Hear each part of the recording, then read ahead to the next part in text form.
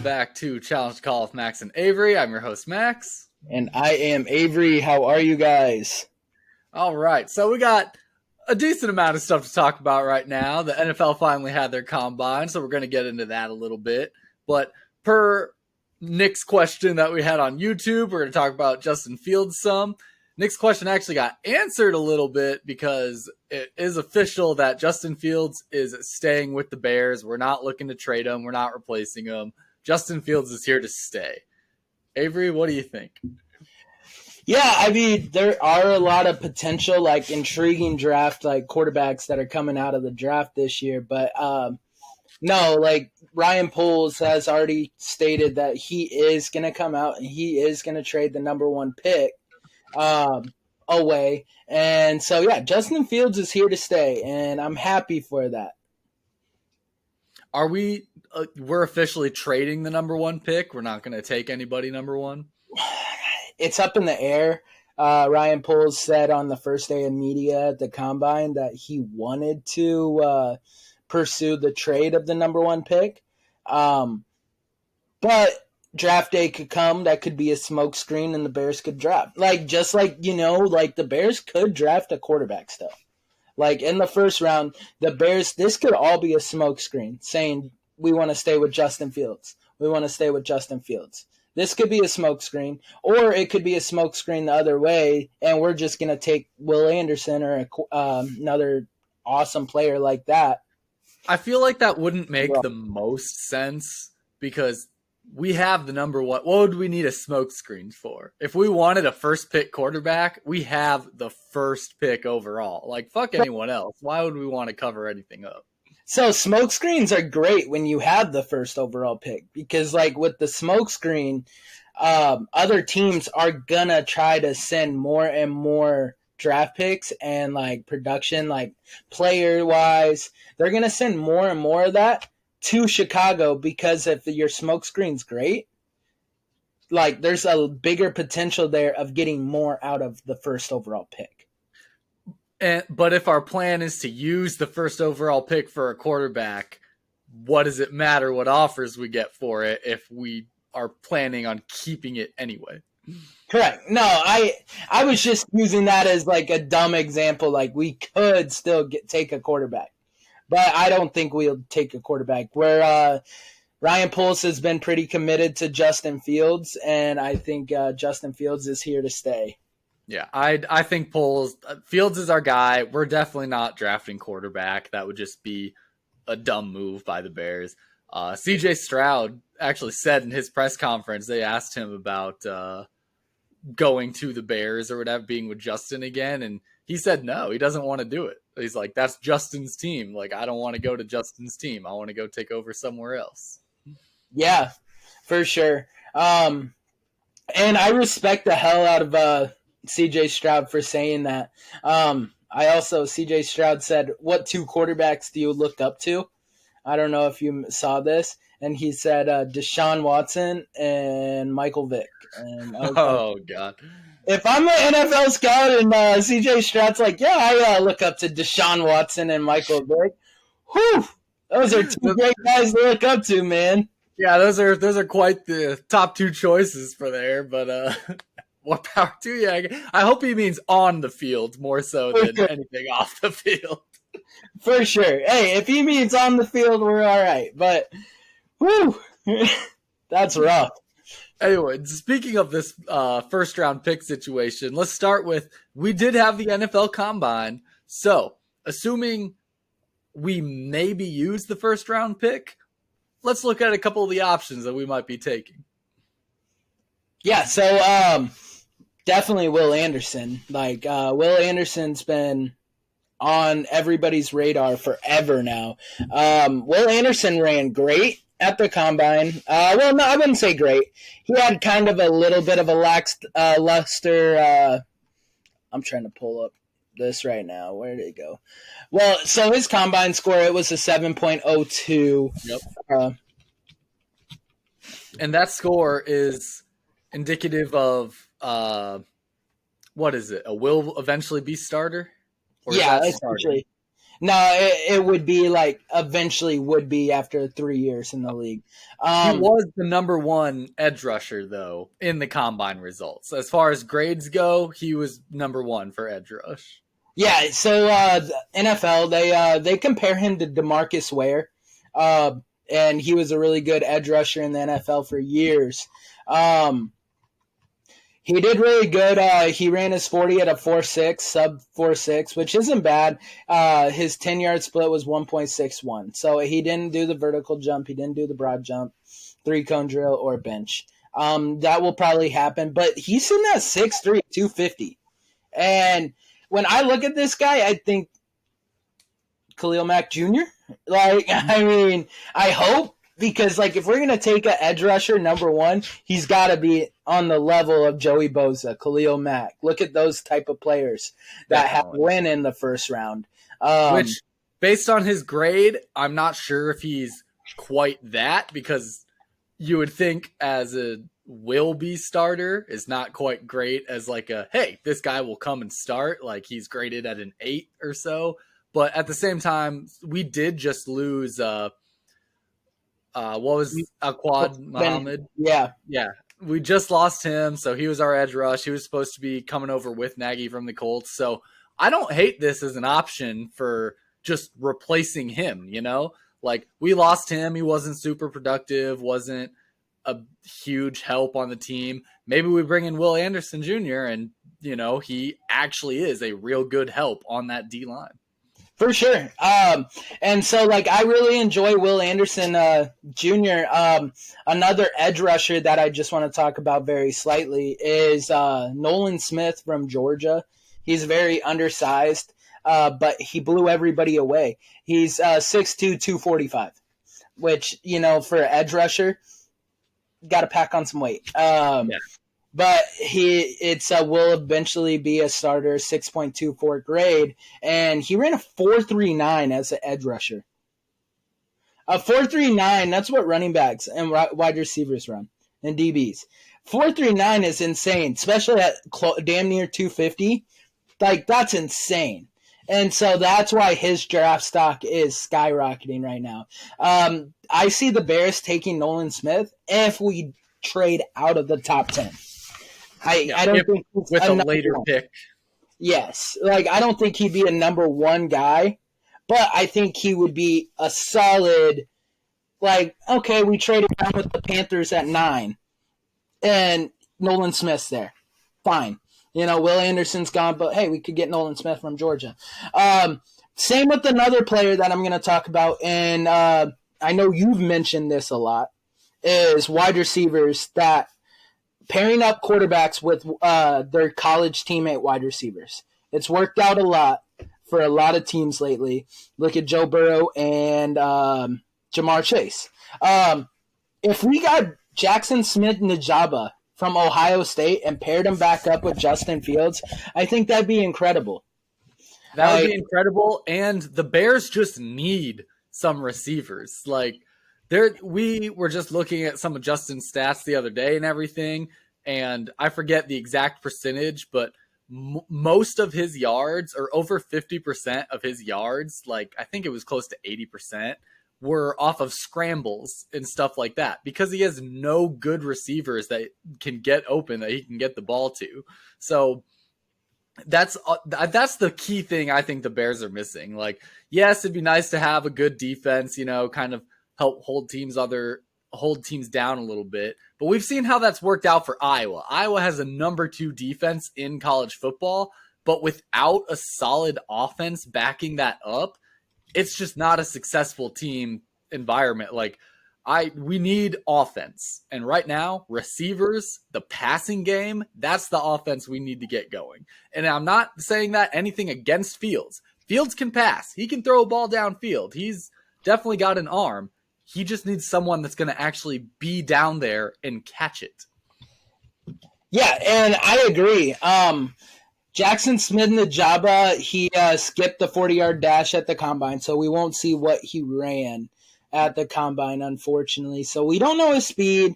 We don't know his three-corner drill. I think, but his statistics, let alone at Ohio State, like his production is insane. And a couple of years back, when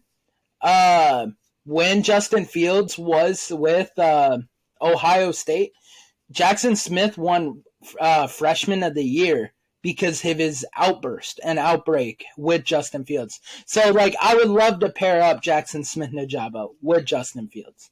It would give him his go-to receiver. This right here, I don't know if I love taking a wide receiver in the top 10 picks.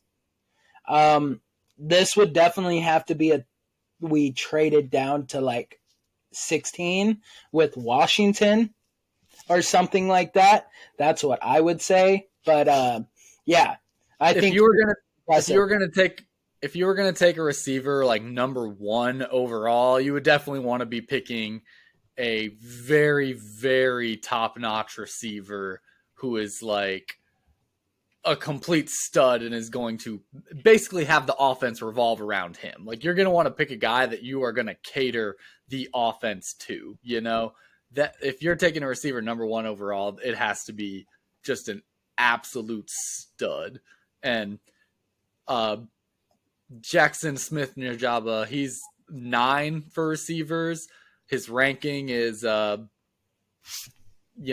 backups, average backup, somewhere in there. Not the highest of ranking, but definitely a good pick. Just maybe not number 1 overall quality guy. No, not at all. Not at all. But yeah, we had a lot of good players that who was that number 1? So someone ran a 4.26, which is insane to me. DJ Turner. He ran a 4.26, and he's out of Michigan, a cornerback.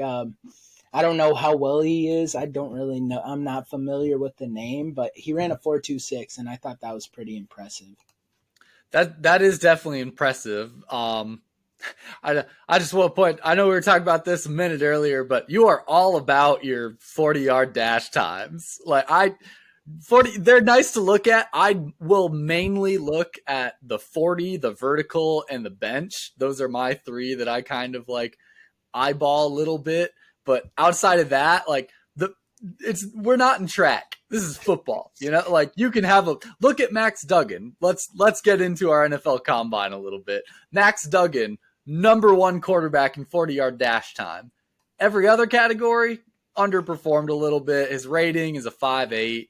Something like average backup or special teams guy. Like, his 40 was incredible. His 40 looks amazing. That is not the whole story. Like, a 40 is such a like small part of like, this is football. There's so much more that goes into that overall rating than just how fast can you run. For sure. So Max Duggan, he was the second fastest 40. Second fastest. But still, like, yeah, he ran a 4.52, which is impressive for a quarterback. But yeah, you're right. He was very lackluster in like every other category. I know he came in last with the vertical jump, second to last in the broad jump. He threw well. I mean, so like, I liked seeing that Max Duggan threw well. But no, you're right. I mean, the Combine, it isn't just for the 40. It's just something that I look forward to is the 40. And so I like to look at the 40. But I do watch, like, the whole Combine. Like, I like watching the throwing drills. I like watching the broad jump. I like watching the bench press. So, and I think it just depends for certain positions. Like, I feel like a 3-cone drill isn't that important for a quarterback. No, it's not. Like, I don't think that, like, but for a linebacker, I think this is like one of the best drills. 20-yard shuffle. I think it's great for a tight end, but I don't think it's great for a quarterback. And so, I mean, that's why I think when I look at the 40-yard dash, I think it's great for everybody. Because you can see the speed, maybe not offensive linemen, but yeah, you know what I mean? Like, it's great for everybody. You can see that speed because even as a defensive end, you're going to have to chase down a running back that's running 20 yards up the field if, for sure. But a big factor with it too is speed. I'm going to get a little strength and conditioning on you here, but like a 40-yard dash is a very, very linear, unimpeded speed, Whereas like we're talking like for an edge rusher, like the guy you were talking about, like super crazy 40 time for an edge rusher, but he's a little bit undersized and a little, like not the hugest guy. Like that's great. He can run. He can be the fastest edge rusher there is. But if he doesn't have the power or the lateral speed, because speed is more than just linear, like front foot, you need lateral speed as well, change of direction, agility. And so if you have an amazing 40 time as an edge rusher, but you don't have the power or lateral speed or maneuverability to get around the offensive tackle, then I don't care how fast you can run because you can't get around that tackle, or that tackle just has to poke you and you're on the ground. Like speed is such a small factor of overall football. That's all I'm saying. Like the 40-yard dash is such a short, very linear, unimpeded race. That's very different than going head to head against any sort of opponent. Yeah, which I agree, I guess. I mean, but I just like seeing this. I just like seeing it. I don't know. I don't know why. Do you want to get into the Iowa guys? Yeah, so like I said, we're moving into our NFL Combine a little bit. We had how many guys from Iowa? Five guys from Iowa that competed. Riley Moss, Jack Campbell, Kayvon Merriweather, Sam Laporta, and Luke Van Ness. Of those guys, I don't know. Who did better, Luke Van Ness or Jack Campbell, would you say? I thought Jack Campbell, tore it up. What was that stat that I sent you that I found that it was just, so impressive to me? I don't remember, but Jack Campbell came in number 4 out of ratings for linebackers. Luke Van Ness was number 6 for edge rushers, so Campbell was ranked higher in his position. The actual ranking number, though, Luke Van Ness was a 6.38. That is will eventually be a starter. Jack Campbell was a 6.18, which is a good backup / developmental starter. But, I mean, developmental starters, that's kind of Iowa's whole shtick is, we're a big developmental kind of team. I think that carries over into sending guys into the NFL as we're going to send them out. They're going to continue to develop in the professional league, and they're going to continue having success there. So developmental starter to me isn't that big of they're not going to go and play right away. No, that's still a huge success. Yeah, so Jack Campbell is the only linebacker since 2003 to measure in over 6'4", jump more than 37 inches in the vertical and a 10.8 in the broad jump, and ran a sub 4.7. Campbell holds the top NGS athletic score of an 89 amongst all linebackers this year at the Combine. So that's impressive. His athletic, and if you look at the breakdown and everything, yeah, which I don't understand the production score, because production score is what they did in college. Jack Campbell was amazing in college. Why is he getting a 74? I don't get that production beat. Maybe it's because it's Iowa. I don't know. But he did get an 89 on his athletic score in the Combine. If he just goes and plays like everybody saw him play at Iowa, he's going to be just fine. And that production score being a little low for whatever reason, that could be why his overall rating is lower to developmental starter. Maybe once he gets in, even if he does start right away, maybe they'll quickly realize, this guy should be a starter right now. He should be going. We need him on the field. For sure. I think Campbell, wasn't he I think he won the best back. I know what you're thinking of, the best linebacker award type of deal. I can't think of the name. Yeah, he won that last year. His production at Iowa, he's like we said, he's going to be surely missed. He was amazing at Iowa, and I hope, the Bears need a middle linebacker. And maybe in the 3rd round, we take a flyer on Jack Campbell.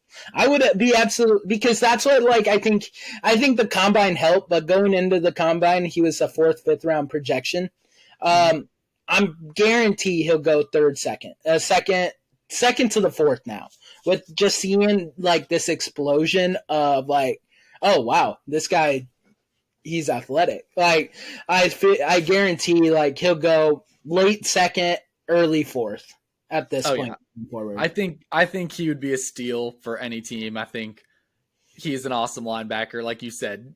Super accredited. He was the best in college at one point. He has the best linebacker award in college. Was he the game MVP in our bowl game? I can't remember.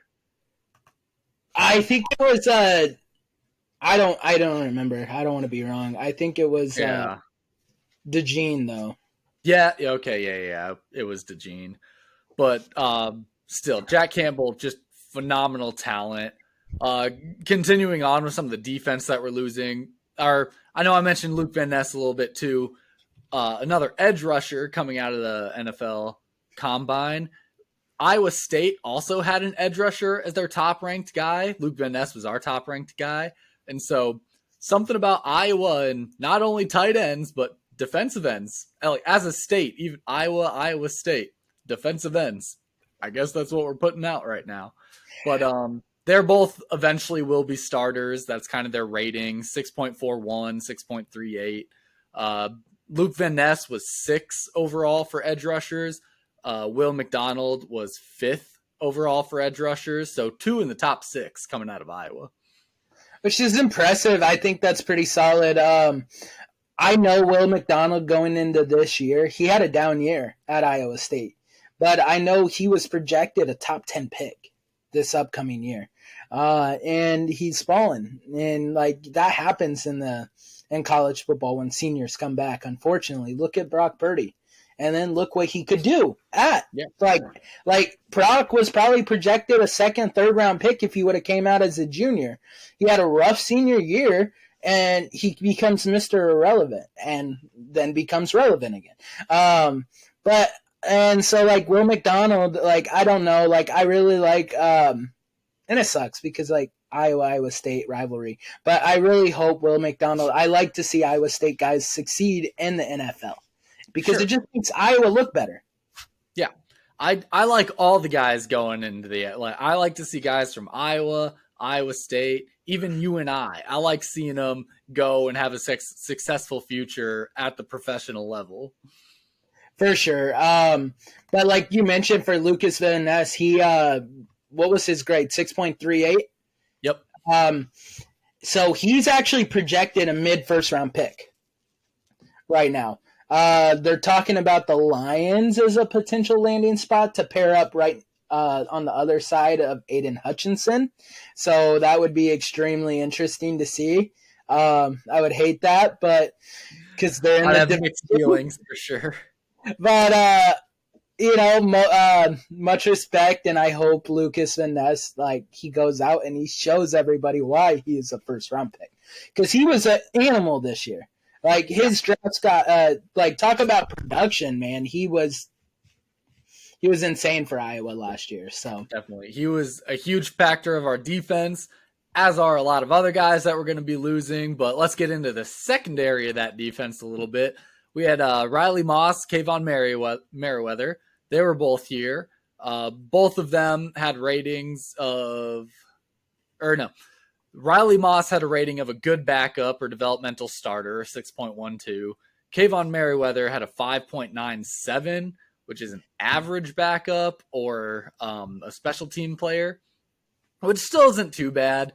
Definitely, I think Merriweather's not as, I would say not as good or not as great. I really like Riley Moss. I couldn't tell you what it is. I'm a huge fan of Riley Moss. He did come number 20th for cornerbacks, which is kind of low, but still at the same time, I think Riley Moss is awesome. I think wherever he goes, he's going to find a lot of success, and I'm really excited to see him compete at the next level. So, yeah, Riley Moss, he's a burner. I mean, a 4.45, that's insane. His athletics score was out of like the room, but he's 6'1" and 193.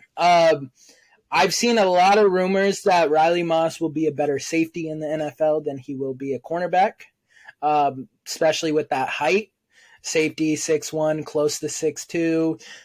Usually safeties are a little bit bigger. He puts on 20, 30 pounds. He's sitting at 220. I think he'd be a great safety. And I think he would develop into one of the best safeties, which kind of sucks because I think he's a great cornerback. But yeah, no, Riley, he's gonna make it in the league, and everybody knows it. Like, he's got the potential. He's played 5 years at Iowa because he had that medical red shirt when he was a sophomore. So I don't have much more to talk about Riley Moss, but I want to talk about Kayvon Merriweather. He was rough. When you run a 4.62 as a DB, like, NFL scouts aren't even looking at you at that point. And the broad jump, not great. Vertical jump, not great for a DB. 10-yard split was good, which is actually could help because, beating a receiver off the line, that could help. But I just don't see Merriweather making it into the NFL. I don't see him getting drafted. I see him in a year or two being in the XFL. Actually, next year, XFL, USFL, being a developmental guy, trying to get to the NFL. I love Merriweather, and I loved what he did for the University of Iowa. But I just don't see him in the NFL. Yeah. He's a good player. He's a good guy. A part of me just wonders, like, is he just a little bit worn? Like, is that why he was a little slower, didn't have the best jumps? Like, is he just a little bit... Because did he deal with injuries at all? I can't remember. I feel like I've seen him wearing a knee. Yeah, I think he dealt with injuries. Let's see. And here are some of the weaknesses. Takes a long time to cover ground on the back end. Speedy running backs can wipe out his pursuit angles. Below average route anticipation. Big stalls evident when flipping hips to match the route. Might not have the instincts to play safety at a high level. And that's a rough one. That's the hardest one you could get, because that's not something that you can really develop or learn or kind of train. But like, instincts are instinct. If you don't have the right kind of instincts, that is tremendously hard, especially at this point. Like, maybe in high school, you don't have the greatest instincts. You can maybe develop that throughout college, throughout high school still, etc. But you're moving on. You just finished college. You're trying to find a professional level. The instincts got to be there. Definitely. And that's the hard part, because like you say, like, you don't want to see like your guys, like, that's like getting bad news from a doctor. Being like, no instincts, sorry. Yeah. Maybe he can like use this and like feed it as like motivation when he gets into the NFL. Who knows? But yeah, what about Sam Laporta? Moving into the offensive side a little bit, we got Iowa tight end Sam Laporta working on another one. He was number 10 for tight ends in overall rankings. He also had a 6.38.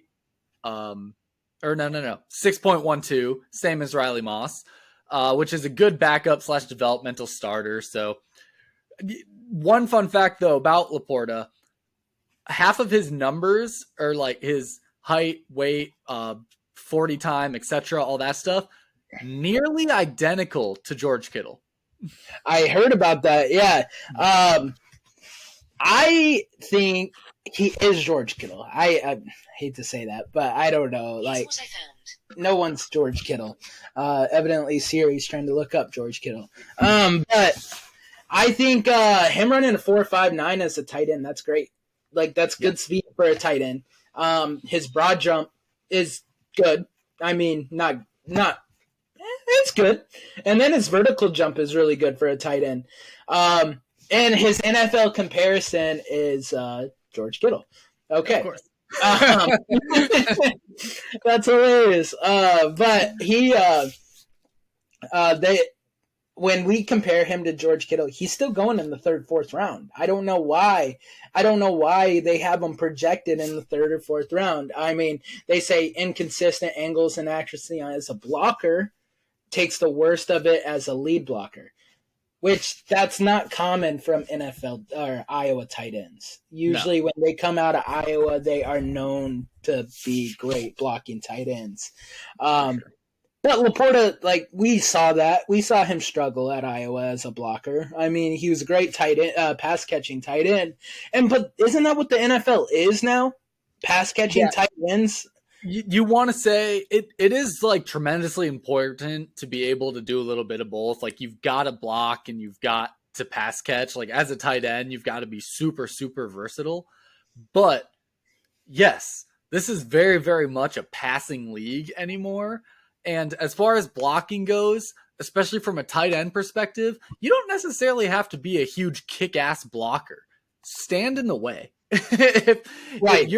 If you're good enough to just be in between the like defensive pursuit and the running back behind you, that's good enough. Just get in the way a little bit. You don't necessarily have to be paincaking guys 10 yards down the field to be a successful blocker as a tight end. You just have to be able to move yourself in between and hold your ground a little bit, just for a little bit, and you'll be all right. Because, yeah, like you said, you're not going to be defending a pass rush most of the time. You're going to be out on a route somewhere. If you're lead blocking, it's mostly just let the back know which way to cut off of you. Just give them a 2-second window. So blocking's hugely important, but it shouldn't, in my head, be that difficult as a tight end. For sure. And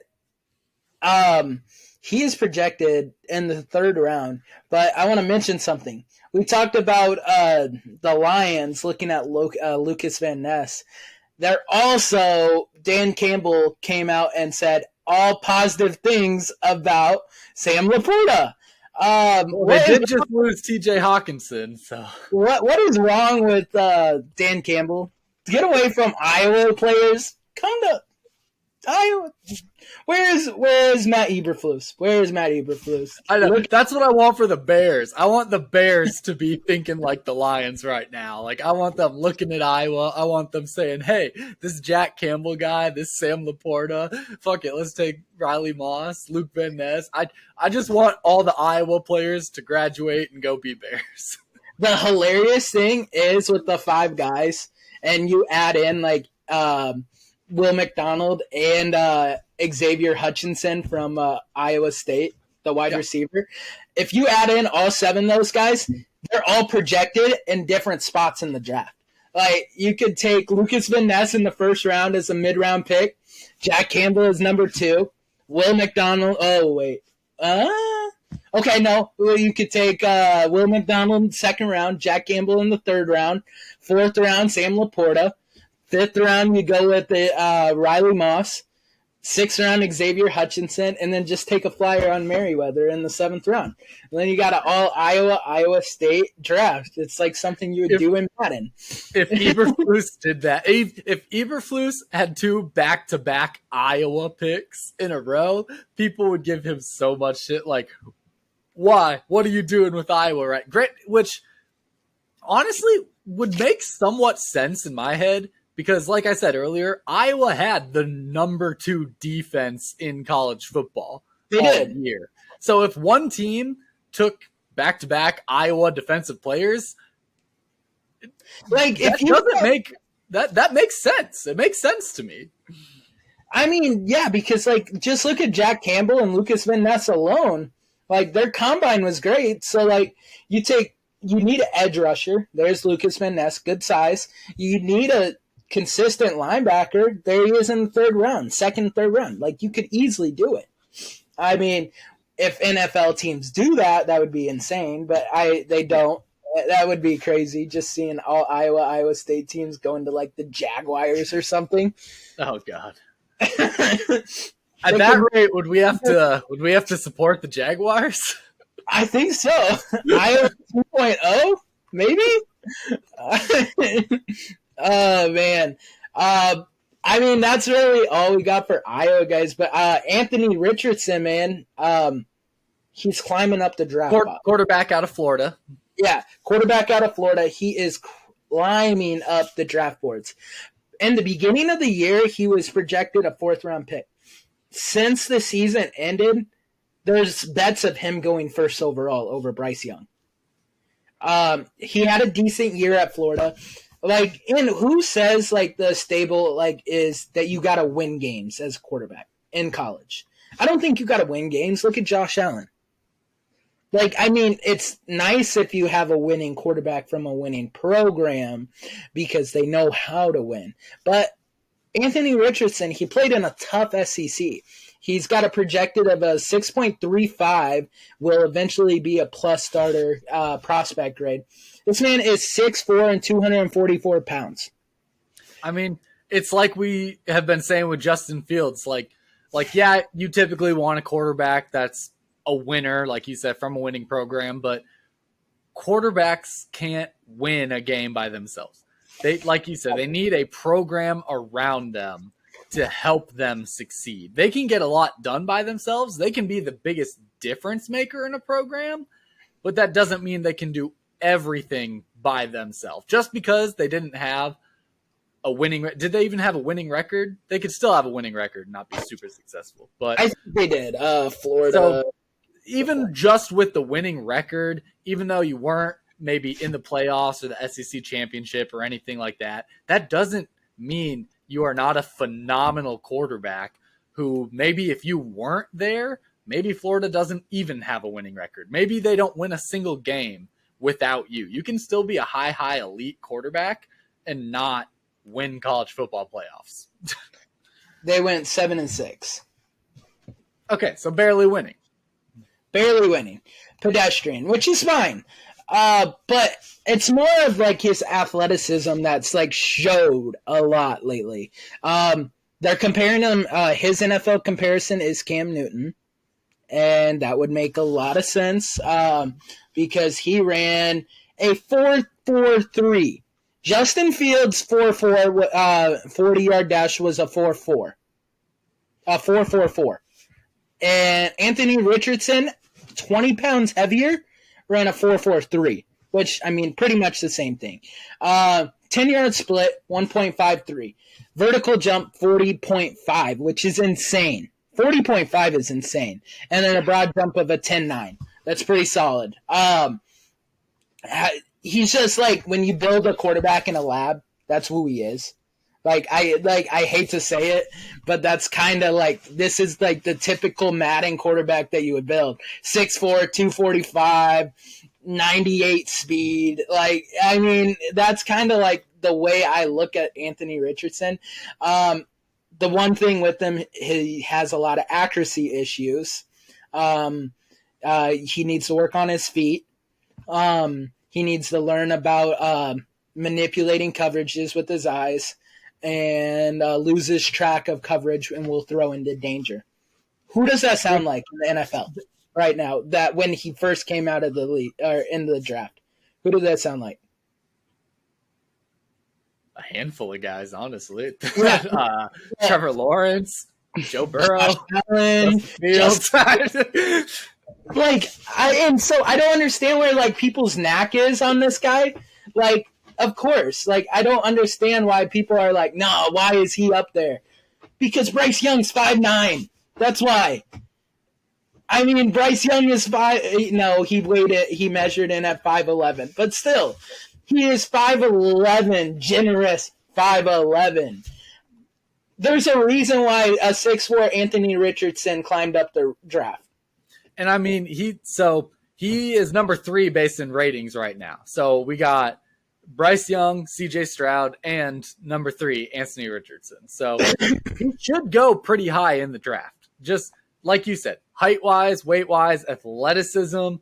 He is an NFL quarterback. He is the kind of breed of an NFL quarterback that the NFL is converting to right now. I'm not sure that Bryce Young technically is, because he's not a runner. No, he's not. He's just a pocket. He can run. If he needs to run, he can. Yeah, same with CJ Stroud. He can run if he needs to run. But yeah, no, he's not a runner.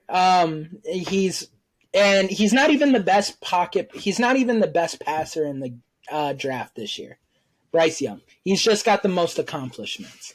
That's what it is. And I wouldn't even say that, because I would say Stetson Bennett has the most accomplishment. Like, if you're being honest in the draft, I wouldn't even say Bryce Young is being the most accomplished quarterback. Stetson Bennett is. I don't know what draft stock sees in him, and I don't know why like people are like, oh, we need to trade Justin Fields for Bryce Young. Because why? Yeah, Wow. I would not want Bryce Young whatsoever on the Bryce Young would fail tremendously on the Bears. I agree 100%. He would not make it out of the first 3 years. No. But the reason I mentioned Anthony Richardson climbing up, and then you got to remember Will Levis out of Kentucky, he's still there, is with Anthony Richardson like performing the way he has performed, do you think that this is going to be – do you think we're going to get more bang for our buck because of Anthony Richardson? Like, or do you think the 2-1-2 is still set in CJ Stroud or Bryce Young? Or do you think people are going to see like the athleticism, see how well he did at the combine, and is Anthony Richardson going to like bring in even more teams for the Bears to trade? I could definitely see where he's a little bit of a difference maker. Because I could see some teams that maybe don't necessarily need a quarterback right now, but like could definitely use one or will need one by next year or so. I could see them liking him just as a kind of, hey, we're going to sit you under whoever for a year. You know, we're going to sit you under just one kind of about to retire Aaron Rodgers. We're going to sit you under Aaron Rodgers for a year, and then you're going to be our big running, like now developed quarterback that we're going to have our next franchise with. That makes sense. I think that is like a really good observation with that. I think he'll be good. I think he'll be really good in the NFL. But and then he also gives me Trey Lance vibes. So yeah, it could very well be. Yeah, like you never know. So, but the difference between him is he was a 3-year starter at Florida. Trey Lance was literally a year starter. Yeah. But moving on to Charlie Jones. I don't know if you remember Charlie Jones. He played at Iowa. He transferred to Purdue for his senior year. But he was in the combine, and he balled out for Iowa.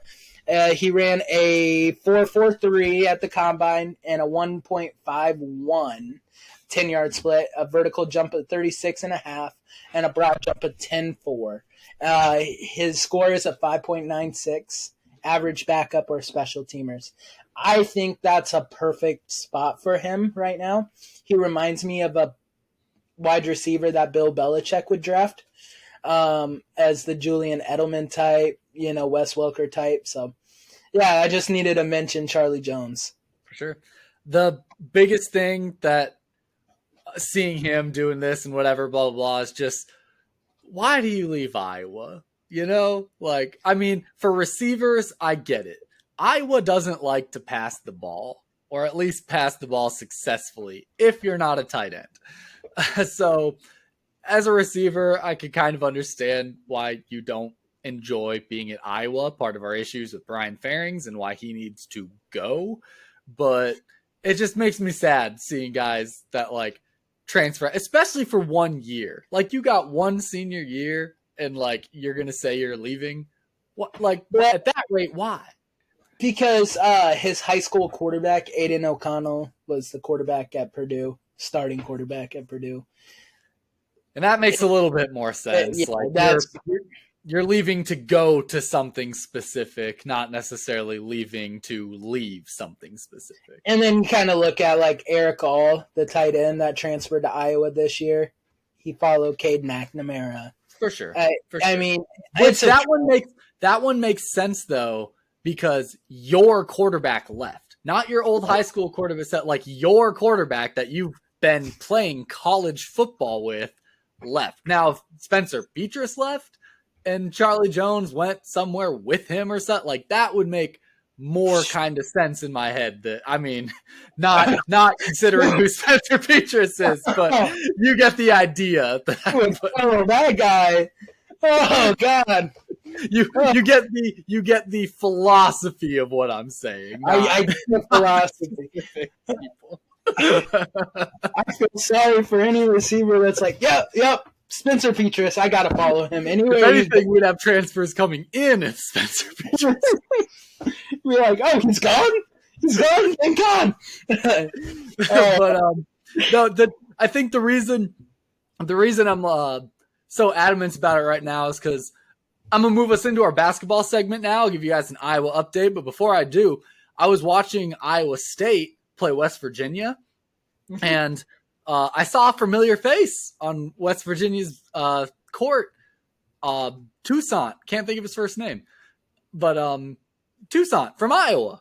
Yeah, I was like, wait a minute, I know him. Toussaint, that name's like, he was on Iowa, wasn't he? I thought he was just like graduated. I thought he was gone. Like, he's still playing. It's like, why the hell? What's he doing in West Virginia?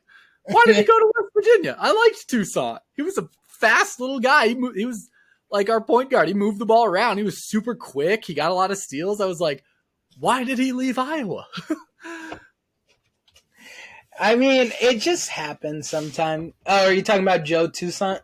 Joe, yes, Joe Toussaint. Okay. Yeah. He was good at Iowa. I've been looking at the stats right now. He was pretty solid.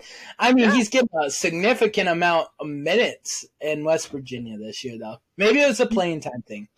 He's getting I mean, I don't know. 28 minutes a game. He's averaging 17 points a game. That's pretty good. What did he get at Iowa, though? Minutes per game, which I understand playing time a little bit, but that's part of what. So about how much? 16.2 in 21-22. So, I mean, about a 10-minute difference, and then 2021, it was 9 minutes per game. So I could understand the playing time difference a little bit, but I mean, that's just kind of what Iowa does. Like, we have multiple guys that we shuffle through, and I think that's part of what makes us so successful is we don't let 5 players sit on the court the entire game with like 1 or 2 rotational subs. Like, we have a whole slew of guys that we rotate through. We rest our guys. We get other guys out there. Like, I don't know. It just made me sad. It made me really, really want Iowa State to beat them because I was feeling a little hurt by Joe Toussaint leaving, and I really wanted to just Iowa State to like, hey, fuck you. But that Iowa State lost, Western Virginia won, so whatever. My only next hope is that they face off against Iowa in March Madness somehow, and we can put a boot to them there. But it would be awesome. It would be. I would love it. Getting into Iowa basketball a little bit, then I'll give you guys the update. We played at number 17 ranked Indiana. We won 90-68. Avery, did you watch? I did watch. Nice. What did you think of that game? I was ecstatic. I was flabbergasted. I did not think Iowa had it in them. I know didn't we have a really good game before. Who'd we play before Indiana? Right before Indiana, we played. Yeah. It was like a really impressive game that we. Who was it? Hold on. Right before Indiana, we had played. Oh, that was our Michigan State game. Yes. Okay. Yeah. Okay. Michigan State overtime, 112-106. Yeah. That game just sparked something in us, and I hope it keeps going for the year because they played with a swagger, man. They played so good, and they looked like a team for once. And like I was pretty impressed. I'm super pumped. After winning that game, I forget who it was. Michigan losing to Illinois or beating Illinois. Illinois. I forget which way it was. No. Illinois beating Michigan. Yeah. After Illinois beat Michigan, there was a 6-way tie for second place in the Big Ten. 6 teams were 11-8. And guess how many losses Iowa had with all the teams that were 11-8? How many? 2. We had 2 losses. One of them to one second, let me look. One of them to Northwestern most recently, and the other one to Purdue, which is number 1. Outside of that, we won 5 of them because we beat Northwestern once, we beat Indiana twice, and then we beat Maryland and we beat Michigan. So Iowa, I think, is the number 2 seed right now for the Big Ten tournament. Our upcoming game is at Nebraska, who we did lose to the first time. So slightly nervous there. I'm very hopeful, though, because like you said, our past 2 games have been stellar games. Is that now today? I just hope we don't drop the ball. That's today, right? Or That is Sunday? today. Sunday. Today. Yeah, today is Sunday. You want to make a 3.5-hour drive up? I have my own intramural basketball game at 6:30.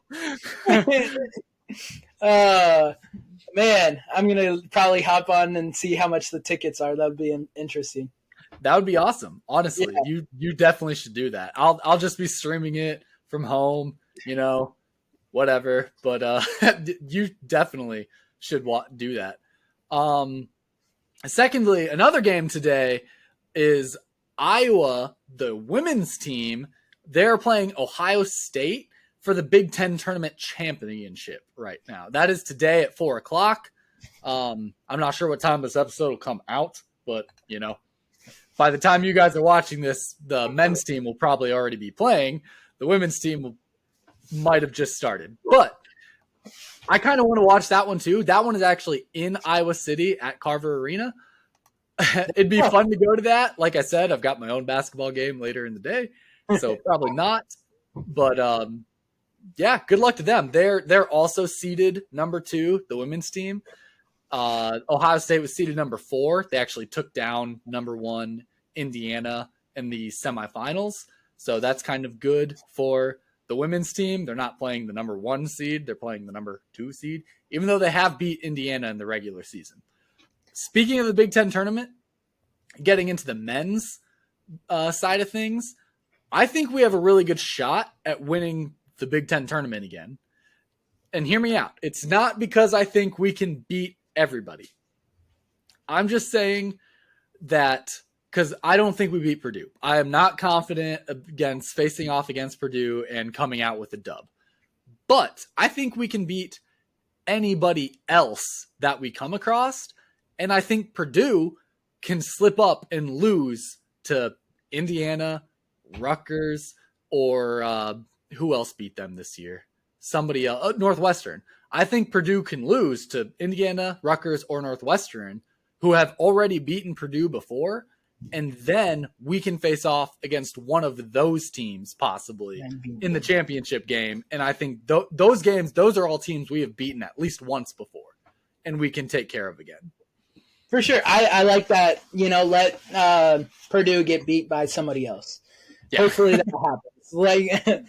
Because, it seems like Purdue is our kryptonite right now. Indiana, I'm not scared of Indiana. After that game, I'm not scared of Indiana. I'm not scared of Illinois. Yeah, I'm not scared of Illinois.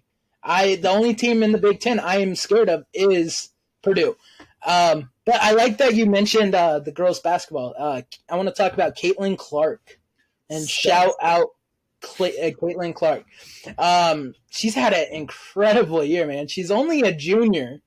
26 points, 26.9 points per game, 7.4 rebounds, 8.1 assists, and 46.8% shooting field goal percentage. Caitlin Clark is an absolute beast. She is a stud. It is insane. She's a Steph Curry. She is the Steph Curry of women's basketball. Literally, just watching her just pull up from anywhere and just She's the reason the girls' team is there where they are right now. Yeah. They're not that good. I hate to say it. They're not that good.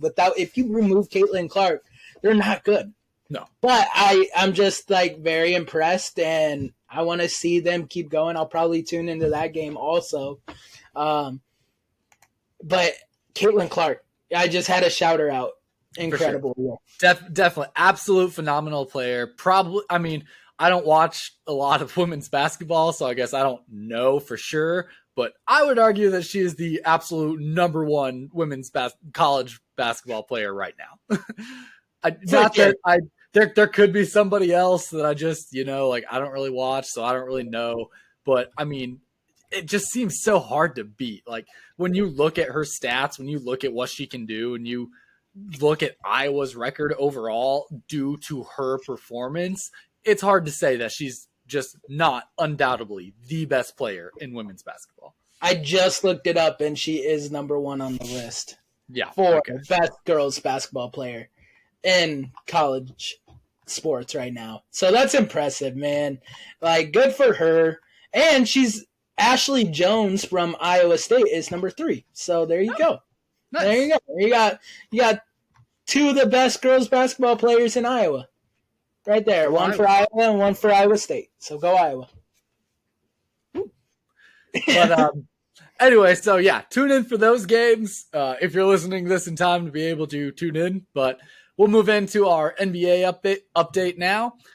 Still have not watched any true games, but the Kings are 37-26 right now. They beat the Thunder back to back. That was cool to see. And then we beat the Clippers, so we were on a little bit of a 3-game win streak.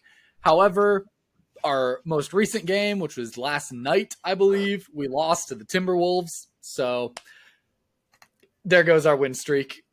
But, I mean, it was a 3-game win streak. We've been kind of back and forth.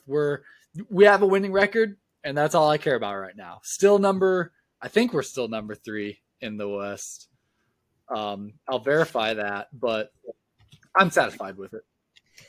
Yeah, my Bucks lost, breaking a 21-game win streak, unfortunately, to the 76ers. What'd I tell you? The Sixers, the Bucks, and the Celtics all beat up on each other in the East. We are the 3 best teams in the East.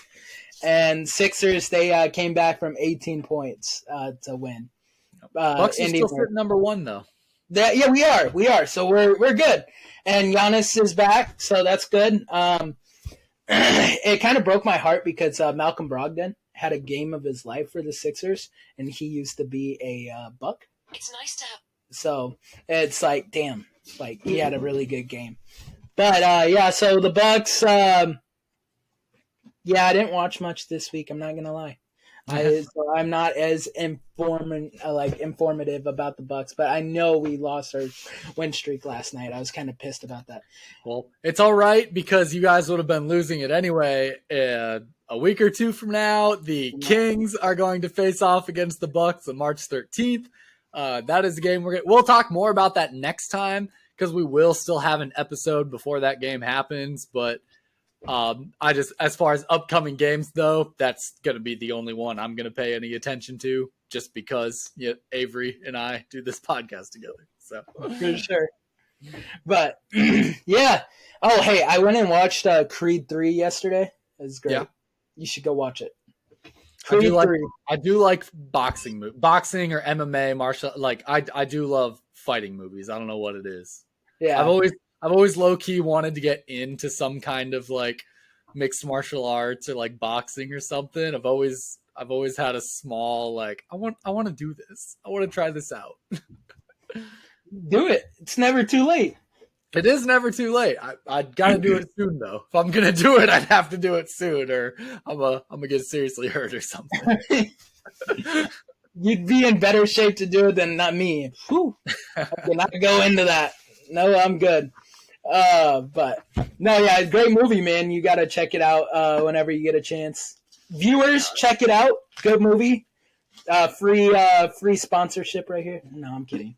Free sponsor. Yeah, hey, no free sponsors, man. No free sponsors. All right, guys. Well, we will see you again next week. Like I said, we'll talk about the Kings and the Bucks coming up, and we'll talk about March Madness. Will we have a bracket yet next week? It's selection Saturday, so we can make a bracket on Sunday if we record on Sunday.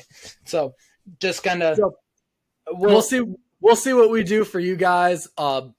One way or another, we will talk a little bit about March Madness. We may or may not have brackets made yet. I don't know if we'll do Saturday or Sunday. We will let you know. I have a flight on Sunday. I'm going back to Colorado for spring break for a little bit, so we might have to do Saturday. But just keep an eye on the Instagram. We will make brackets for sure at some point. We will post both my and Avery's brackets on our Instagram page, Challenge to Call. So be on the lookouts for that. Outside of that, Avery, sign us off. All right, guys. I got 3 words to say. Fear the deer. Go Keegan Murray. Go Hawks. And...